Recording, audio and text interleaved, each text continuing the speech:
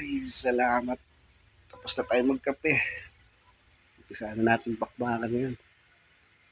Nako, baka mamaya dumating na naman yung kupal. Huwag naman sana. Ano nga sa'yo? Ikaw na naman. Magandang umaga po. Bossing. Magandang umaga, bossing. Andito ka na, wala ka talagang sawa, no? Pabalik-balik ka na lang. Binati mo pa ako ng magandang umaga, eh. Oh, mukhang okay yung mata mo ngayon, ha? Mukhang hindi tayo bumahomba. May papagawa sana ako, eh. Ano pa papagawa mo? Kasi itong cellphone ko, ayaw gumana. Hindi ko alam kung bakit, eh.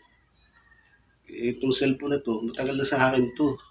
Gusto ko tong cellphone na to dahil napakatibay, eh. Cellphone? Anong klase cellphone?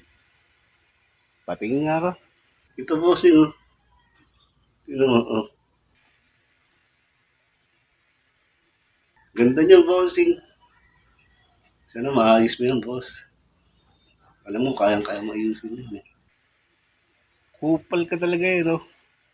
Hindi naman cellphone to, eh. Cellphone yan. Yung nga ginagamit ko pag nasa buntok ako, may signal pa din, eh.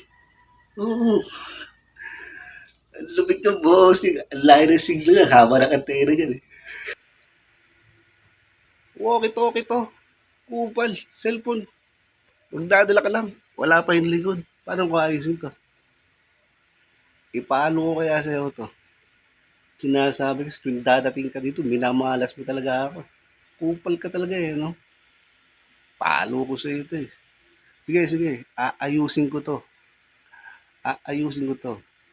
Manahimik ka lang. 50,000. 50,000?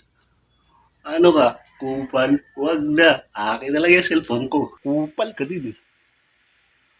Ayaw mo? Di wag. Oh, uwi mo na to. Palo mo sa ulo yan. Akin na to. Kupal. 50,000. Saan ako kuha nun? Kupal ka. Kupal ka din, eh. Huwag ka nang babalik.